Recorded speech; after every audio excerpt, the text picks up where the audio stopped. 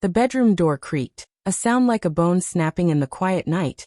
And there she was, my wife Clara, tangled in our sheets with my boss Richard.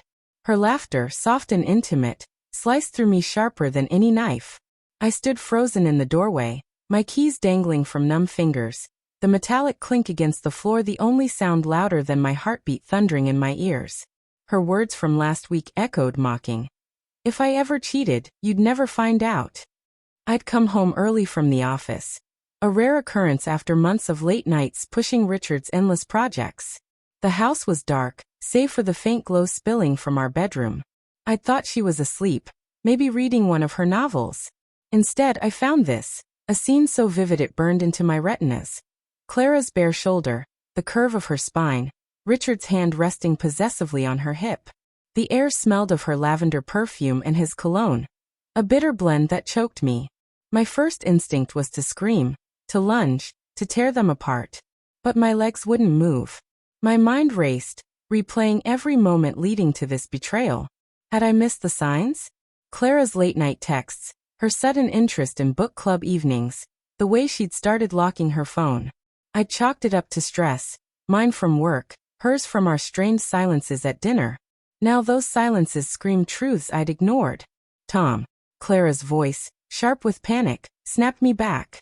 She'd seen me, her eyes wide, scrambling to pull the sheet over herself. Richard turned, his face a mask of smug calm, like he'd rehearsed this moment. Tom, it's not. Clara started, but her voice cracked, betraying her. Don't, I said, my voice low, trembling with a rage I barely recognized. Don't lie to me now. Richard stood, adjusting his shirt with infuriating nonchalance. Let's talk about this like adults, he said, as if I were the one intruding. My fists clenched, nails biting into my palms.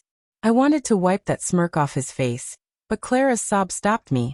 She was crying now, her face crumpling. And despite everything, my heart ached for her. How could I still love her in this moment? I turned and walked out, the house blurring around me. The living room, with its framed photos of our wedding, our vacations, mocked me with their false promises. I sank onto the couch, the leather cold against my skin, and buried my face in my hands. My mind churned. How long? Why him? What did I do wrong? The questions were knives, each one drawing blood. Clara appeared in the doorway, wrapped in a robe, her eyes red. Richard was gone, slipped out like a coward. Tom, please, she whispered. Let me explain. Explain? I laughed, a bitter, hollow sound. Explain how you've been sleeping with my boss in our bed? Explain how you lied to my face last week. Her words from that night replayed again. If I ever cheated, you'd never find out. We'd been drinking wine, laughing about a co-worker's affair scandal. I'd thought it was a joke, a playful jab. Now it felt like a confession I'd been too blind to hear. I didn't mean for this to happen, she said, her voice small. It started as nothing. A conversation at the company picnic. He listened to me, Tom. You've been so distant. Distant. I stood, my voice rising. I've been killing myself at work for us. For the house, the life you wanted. And you repay me by screwing the man who signs my checks. Her flinch was visible, but she didn't back down. You stopped seeing me, she said. You stopped asking about my day, my dreams. Richard, he noticed me. Her words were a punch to the gut. I wanted to scream that she was wrong, that I'd never stopped loving her. But doubt crept in, slimy and cold. Had I been distant? The late nights, the skipped dinners, the way I'd brush off her attempts to talk about her frustrations. Had I pushed her to this? The thought made me sick, a mix of guilt and fury twisting in my chest. Get out, I said finally, my voice barely a whisper. She hesitated, then nodded, retreating to the bedroom.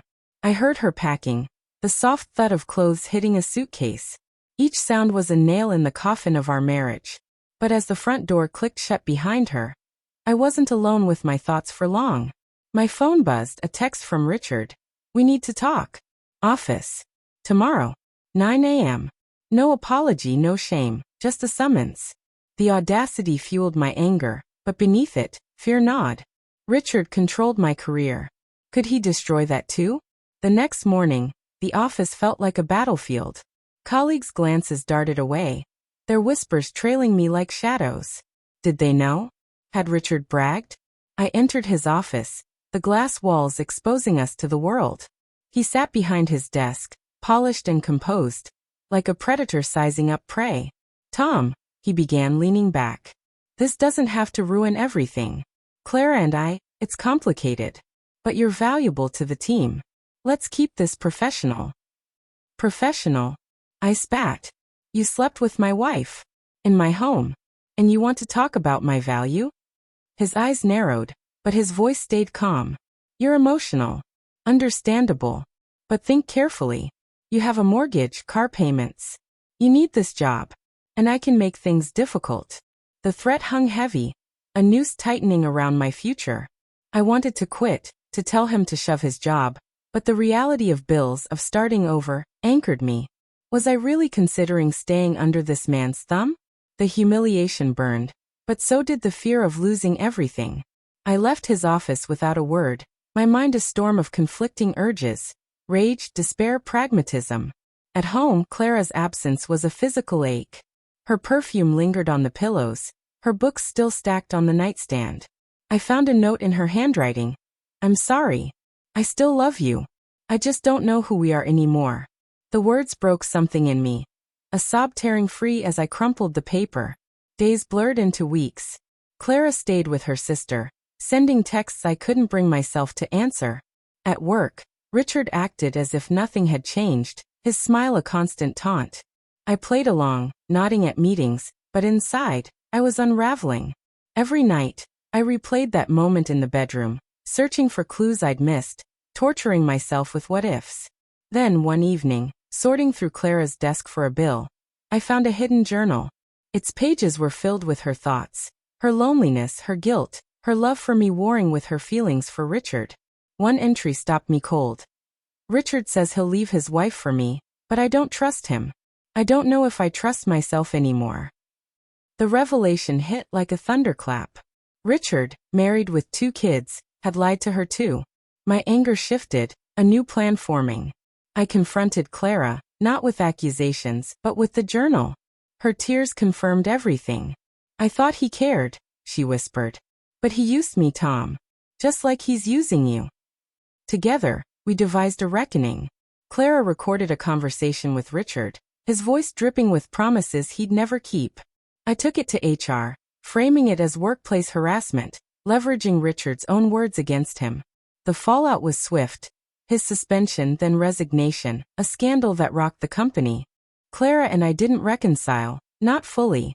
Trust, once shattered, doesn't glue back perfectly. But we talked, raw and honest, about our failures, our pain.